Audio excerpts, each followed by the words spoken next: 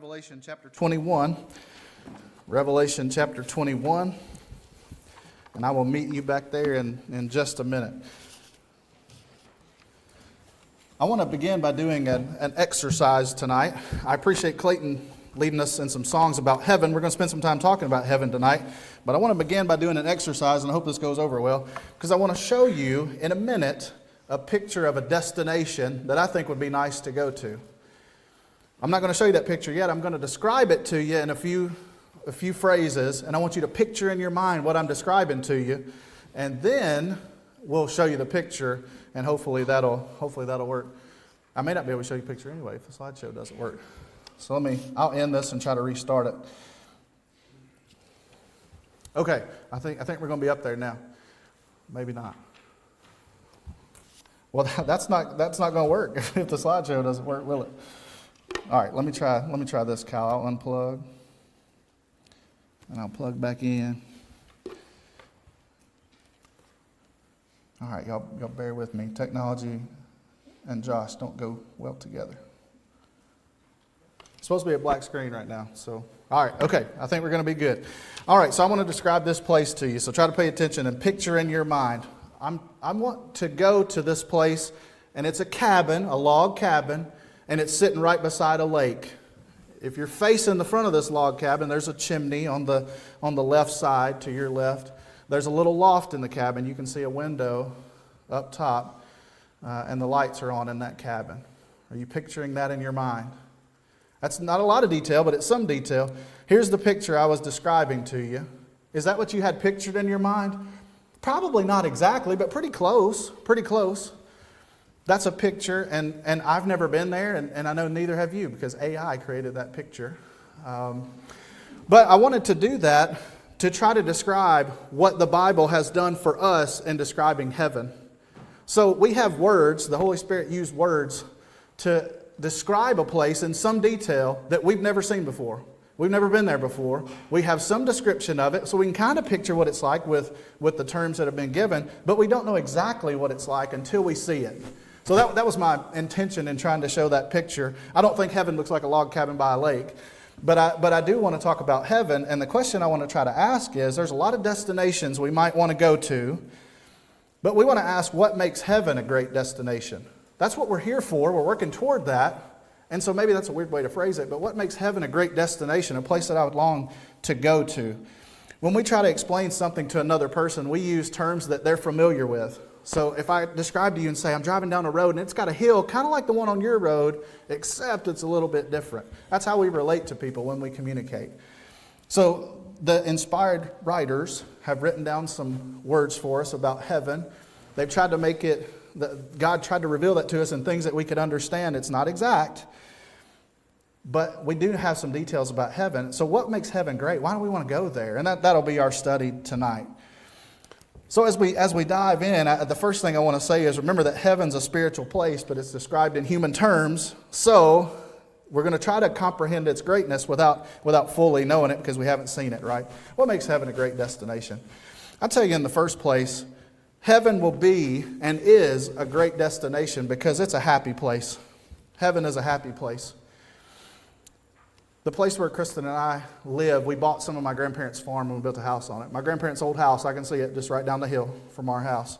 That was a happy place when I was a kid. My grandparents lived there. My grandparents had passed away.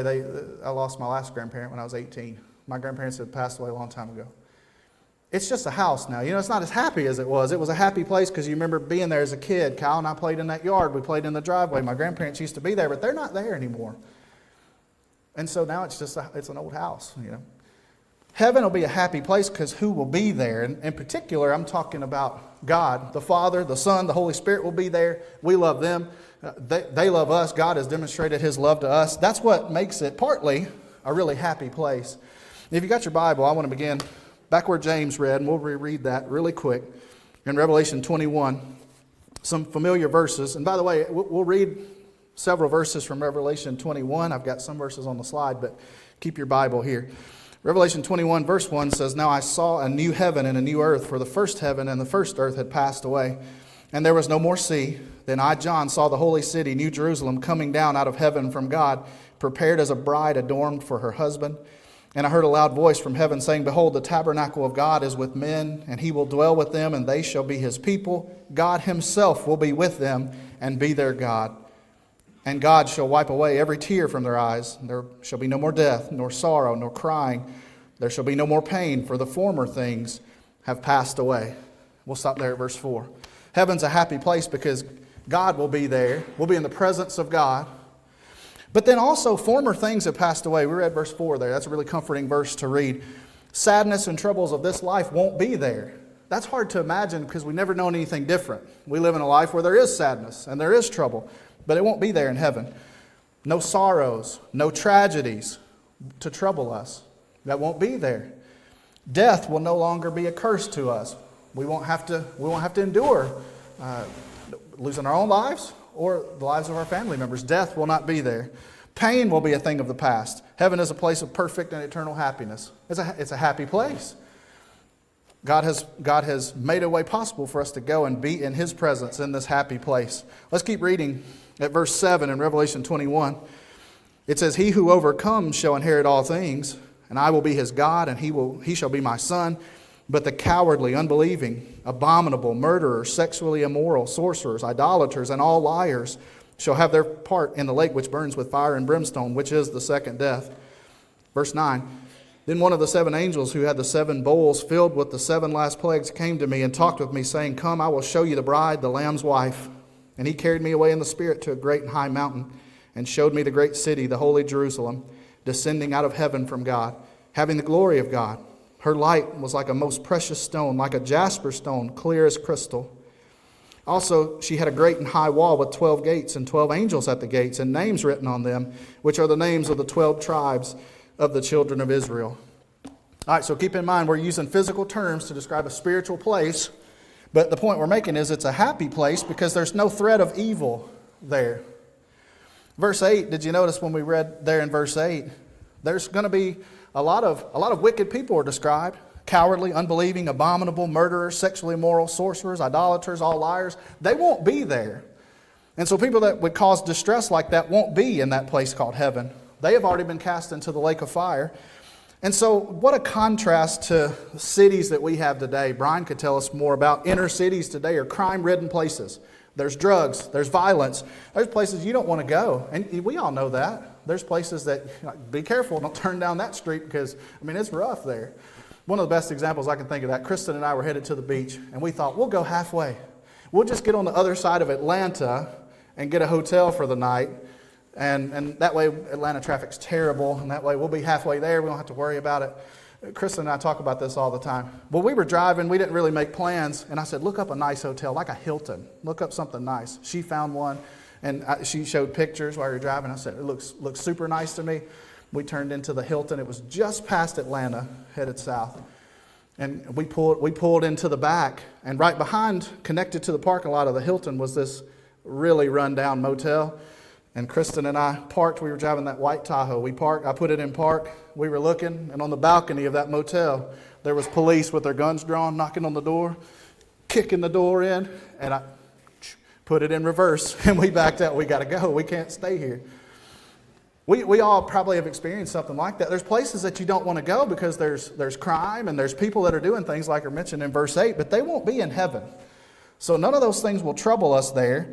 Violence won't be rampant there because the citizens of heaven are people that overcame all those things.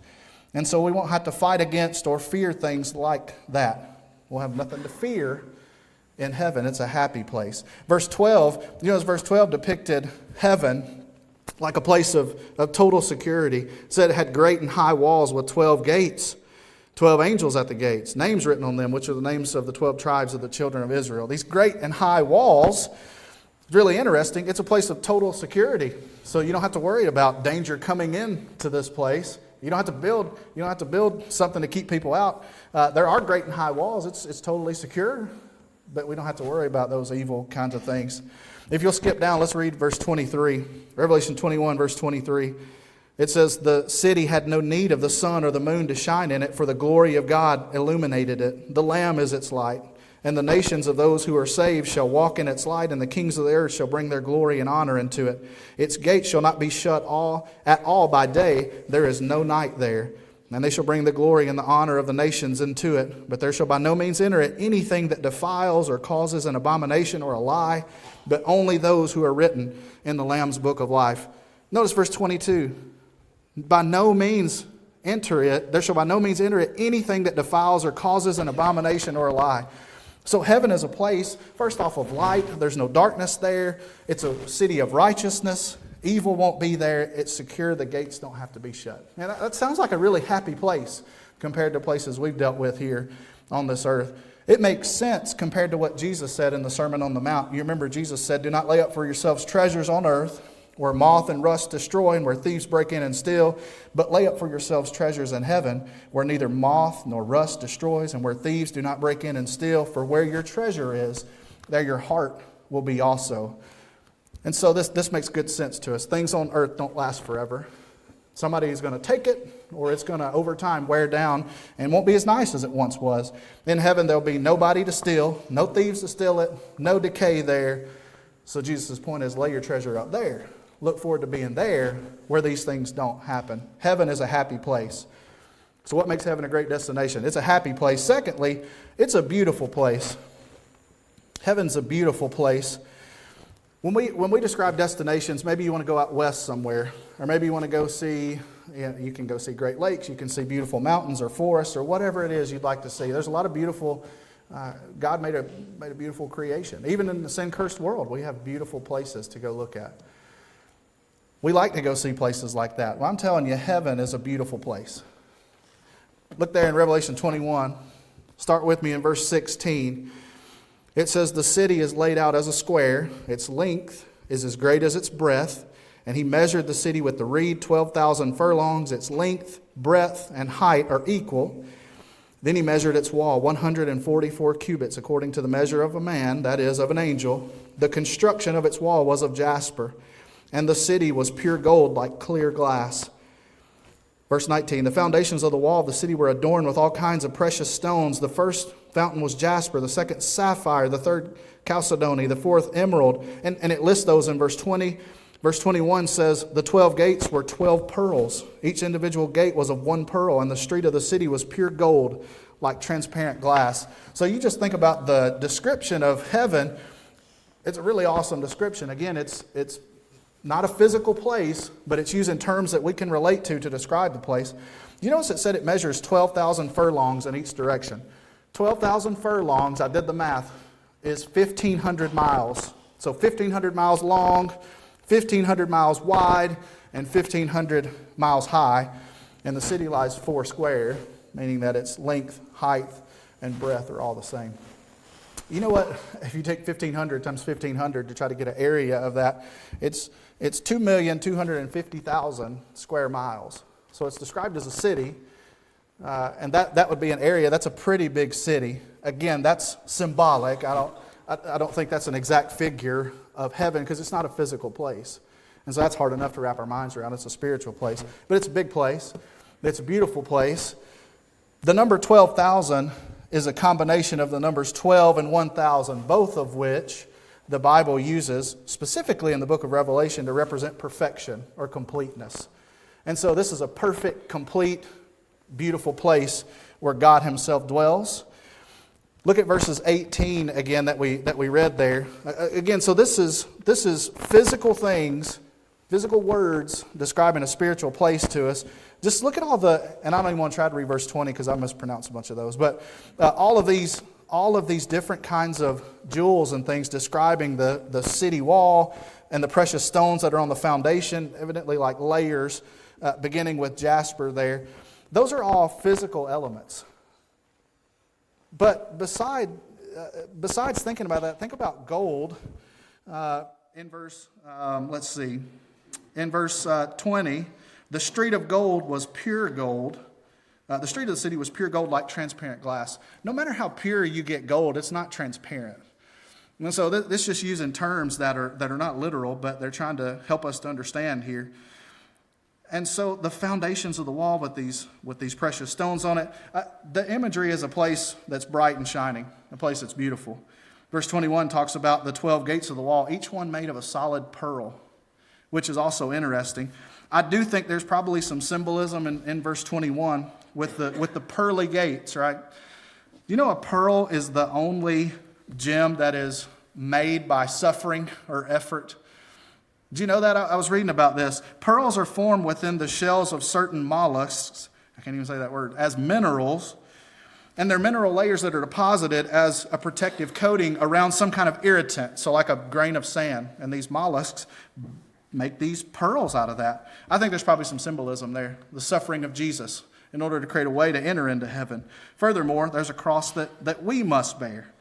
Those who are faithful to God will suffer persecution as they live through this life on the path to heaven when you get through the pearly gates. Probably some symbolism there. But again, we've got a description of a spiritual place in physical terms, but the inhabitants of heaven will not face the multitude of problems that we do here on earth. Even the nicest areas. You think about even Columbia, Tennessee. 50 years ago, you think about a neighborhood. This used to be the nice neighborhood. And things just decay. They run down over time. And then things look dilapidated. Neighborhoods look run down. And then people come along and build a new neighborhood. That won't happen in heaven. Things won't decay over time. It's a beautiful place and it will remain that way. Beautiful street of pure, transparent gold. This reminds me of the throne scene in Revelation 4. Immediately I was in the Spirit, the text says, and behold, a throne set in heaven, and one sat on the throne, and he who sat there was like a jasper and a sardis stone in appearance. There was a rainbow around the throne, in appearance like an emerald, and around the throne were 24 thrones. And on the thrones I saw 24 elders sitting, clothed in white robes, and they had crowns of gold on their heads. And from the throne proceeded lightnings, thunderings, and voices. 7 lamps of fire were burning before the throne, which are like the 7 spirits of God. Before the throne there was a sea of glass like crystal. A lot of descriptive terms used there. But imagine trying to describe a place that somebody has never seen before to them. We've never seen this before, and it's trying to describe to us how awesome it'd be. So we can't picture it in our mind, but I think what we can see is this is a beautiful place. And all these stones are used just to try to paint a picture for us how beautiful heaven must be. Imagine trying to describe what Antarctica is like to a person that's never left a tropical island. You'd have a hard time doing that. But the Bible describes to us in some detail what heaven must look like. I'll tell you furthermore, in heaven there's a beautiful garden. In Revelation 22, it says, He showed me a pure river of water of life, clear as crystal, proceeding from the throne of God and of the Lamb. In the middle of its street and on either side of the river was the tree of life, which bore 12 fruits, each tree yielding its fruit every month. The leaves of the tree were for the healing of the nations. There was a beautiful garden and a fruitful garden in heaven. And the river of life flows from the midst of this city and is on either side. Either side of the river is the tree of life, which is hard to comprehend in and of itself.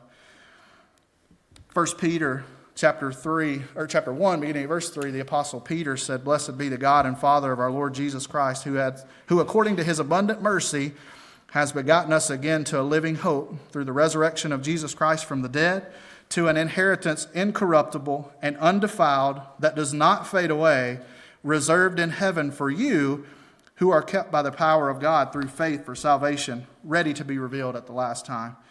The Apostle Peter writes this like there's been a reservation made on the behalf of God's people, and it, like we've already talked about, it's an inheritance incorruptible and undefiled. It's hard to even imagine, but we know that it's so. Heaven's a beautiful place. You know, furthermore, I would argue that, and I don't think I've really, this is anything we hadn't heard before, but I'd argue that heaven's a place of rest. I think the scriptures teach that. Part of what makes heaven a great destination is it's a place of rest. One of the reasons we look to destinations like a vacation is we want to go there and relax. I want to relax a little bit, get away from the hustle and bustle of my normal schedule, maybe not work. We'll take a break. We'll plan some things, but we want to rest while we're there. In 1 Corinthians 15, verse 58, the Apostle Paul said, Therefore, my beloved brethren, be steadfast, immovable, always abounding in the work of the Lord, knowing that your labor is not in vain in the Lord. So Paul said we ought to be working, and there's a reward for that work. I want to tell you about a Kobe Bryant quote that I heard. I'm a Kobe Bryant fan. He passed away several years ago, but I like basketball, I like Kobe Bryant. In 2009, the Lakers were up 2-0 on the Orlando Magic in the NBA Finals. And after the game, one of the reporters asked Kobe, You're up 2-0. Are you not happy? He was sitting there not smiling. You're up 2-0 in the NBA Finals. Are you not happy? And Kobe Bryant said, what's there to be happy about? And the reporter said, you're up 2-0. And Kobe said, job's not finished. Is the job finished? I don't think so. And he never cracked a smile. He was as serious as he could be. Now, that was basketball. He was talking about basketball. He knew the job wasn't finished until it was finished. For us, the job's not finished until it's finished. Paul said there's work to be done, and we've got to always be abounding in the work of the Lord. I think there's too many Christians that have already quit on the job on this side of eternity, and we can't do that. I can't do that, and you can't do that. The Apostle Paul wanted us to always be working. It reminds me of what Jesus said in John 9 and verse 4. Jesus said, I must work the works of him who sent me while it is day. The night is coming when no one can work. We only got a short period of time to be working. We're only going to be alive a short period of time. And we got to be spending our time working for God. Heaven's a place where there'll be rest.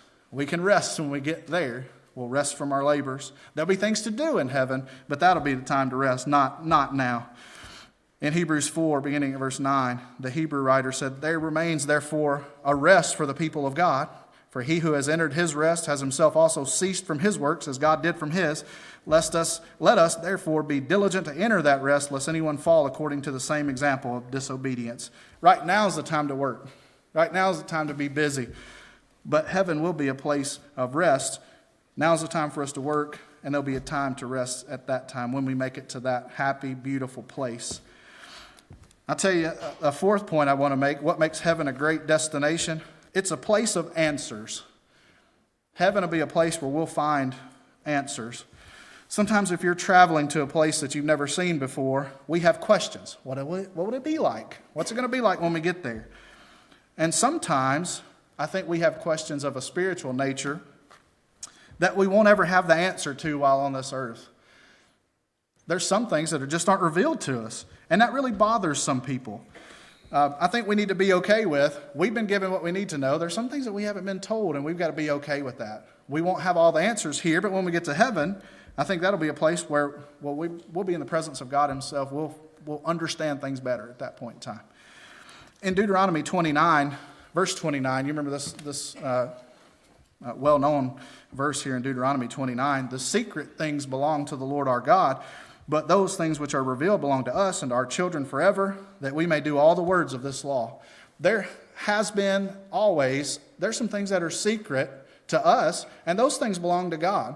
And so we can spend a lot of time worried about those things, or we can just worry about what's been revealed to us. And in this passage, the point is, the things that are revealed belong to us and our children, that we may do all the words of this law, the old law. They had what they needed to do in order to be pleasing to God. They didn't have everything. And I think that does bother some people, but there are some secret things, and we have to be okay with that.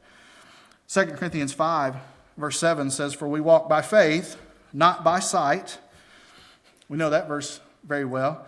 I do want to make sure that I'm being clear. I am not saying that it's unreasonable to believe in God. It's not like, it doesn't make sense. Actually, it's total nonsense, but we just blindly believe it anyway.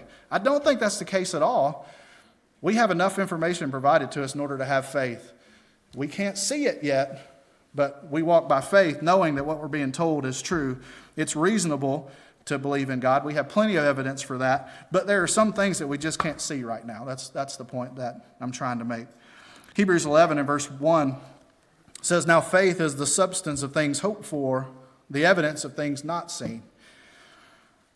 So if we make it to heaven, all that we've been hoping for, then we'll experience what we have not been able to before. What we couldn't see before will be seen at that time. Faith is the substance of things hoped for, the evidence of things not seen. There's plenty of reason to believe in God and what he's told us is true. But once we get there, we won't be longing for something and hoping for something that we haven't seen. We'll be there. We'll be seeing it. We'll be experiencing it. And so heaven will be a place of answers. We'll be able to ultimately get answers to maybe some of the questions that we have. We'll realize what it's like to be in the presence of God at that time. I'll tell you another thing that makes heaven a great destination. It's a place of reunion. What makes heaven a great destination is it's a place of reunion. In Psalm 116 and verse 15, the psalmist says, precious in the sight of the Lord is the death of his saints. Very, very well-known psalm. It's precious to God when faithful saints pass away. So when we have loved ones who are Christians and they lived and died faithfully, I know that if I live faithfully, I'll have a chance to see them again. I'll have a chance to be reunited with them again. Precious in the sight of the Lord is the death of his saints. And so that's a challenge for me. It's a challenge for us. I've got to live in the way so that I can make it to that place. But if I make it to that place, if my loved one lived right and they make it there, we'll be reunited there. And that's a really nice thought. In 2 Samuel chapter 12, I want to give you just a little bit of the backstory. I think you know it well here. In 2 Samuel 12, David had sinned with Bathsheba, and resulting in that sin, there was a child conceived. And you remember one of the consequences of the sin was that the child would die. And so God struck this child with an illness. And remember, David, he laid on the ground. He pleaded with God for the child. He fasted. On the seventh day after the child was struck with illness, the child died. And then after hearing the news, actually they didn't even really want to tell David. They were kind of whispering among themselves about it. And he asked them, is the child dead? And they said, the child's dead. And so David got up, washed himself, changed his clothes. He went and worshiped God. And then he ate. And so his servants asked him, why did you do those things? Why did you act that way? And this is his response in 2 Samuel 12, beginning at verse 22. He said, while the child was alive, I fasted and wept, for I said, who can tell whether the Lord will be gracious to me that the child may live? But now he is dead. Why should I fast? Can I bring him back again? I shall go to him, but he shall not return to me. David really clearly, I think, understood the situation. I can't bring this child back to me. We would like to be able to do that. It would be great if I had the power to do that, but that's outside of my control. Can't bring the child back to me, but what I can do is live in such a way that I can go to him. I shall go to him, but he shall not return to me. Our situation is obviously very different from David's, but the point remains when we have faithful loved ones that pass from this life, we can't bring them back, but we can go and be with them. We can be reunited with them in heaven.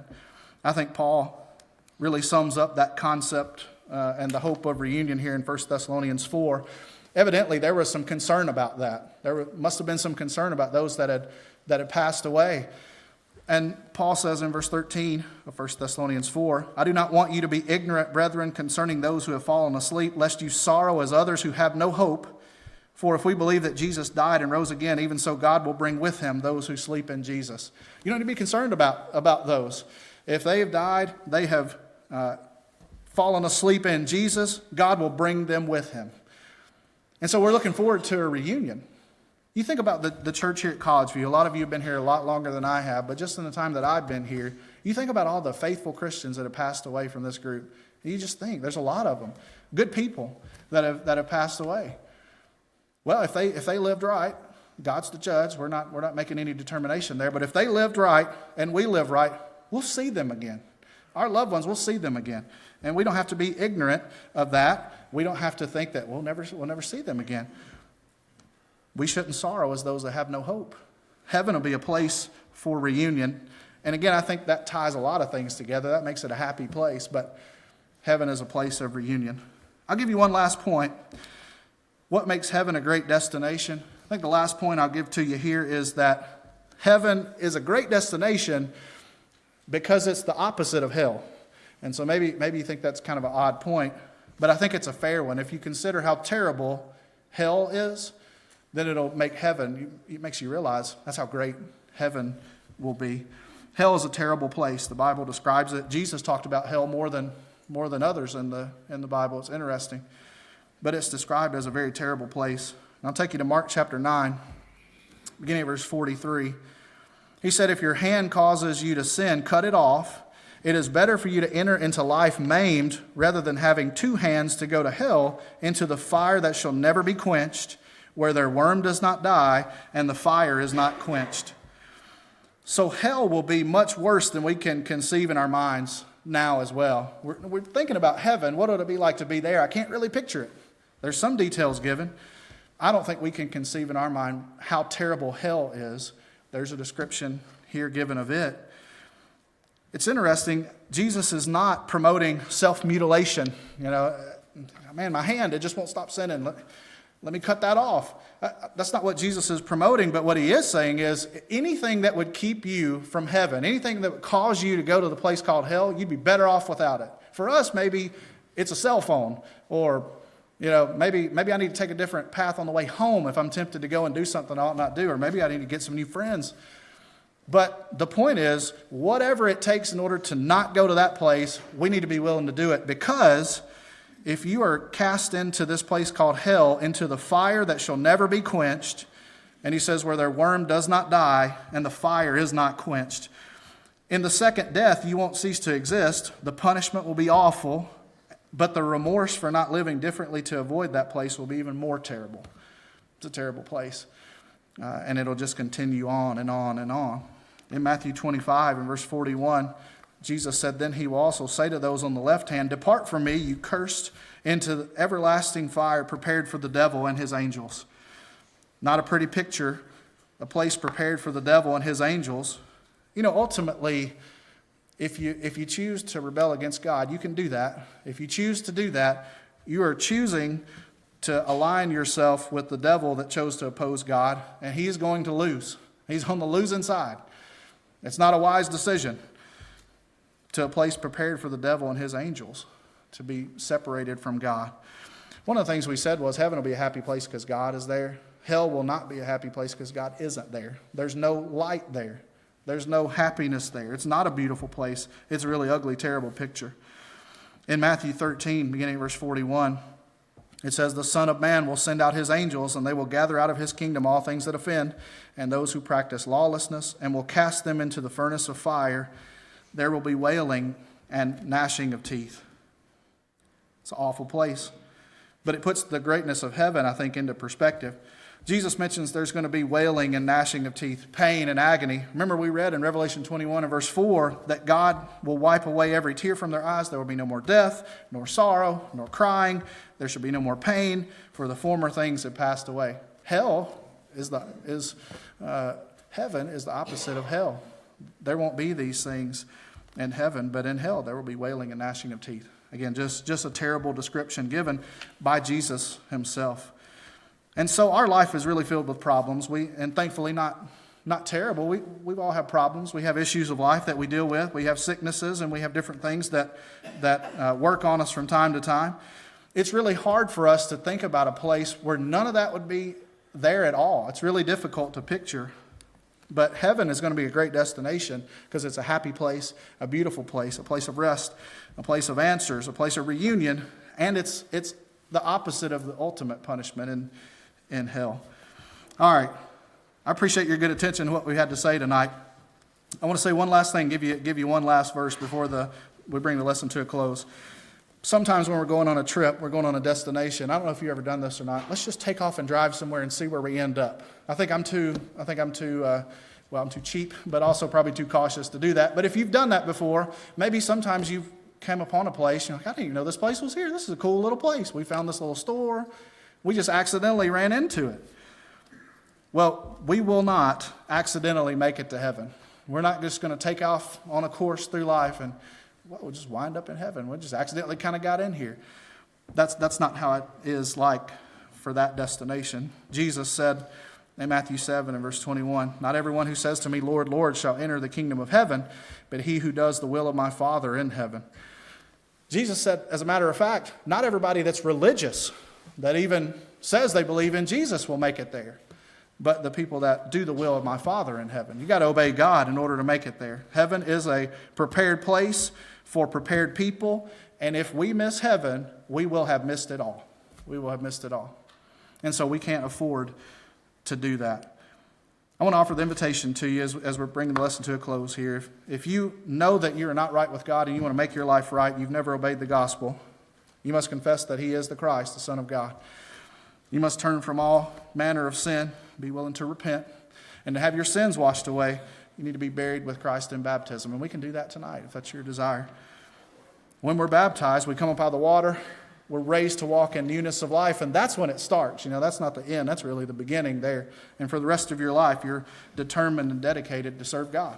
It may be difficult, but heaven will surely be worth it all. And so it'd be the greatest decision you ever make in your life. Maybe you're here tonight and you haven't been living like you ought to be. Surely if that's the case, when you read that description of hell, I don't know about you, but that kind of makes me squirm a bit. I don't want to go to that place. And so if you're here and you're not right with God, let's make sure your life is right with God. We want to go to that place that we read about, heaven, and we want to see each other there. We want to be there together in the end. And so if you have a need of any spiritual way, come forward while we stand and while we sing.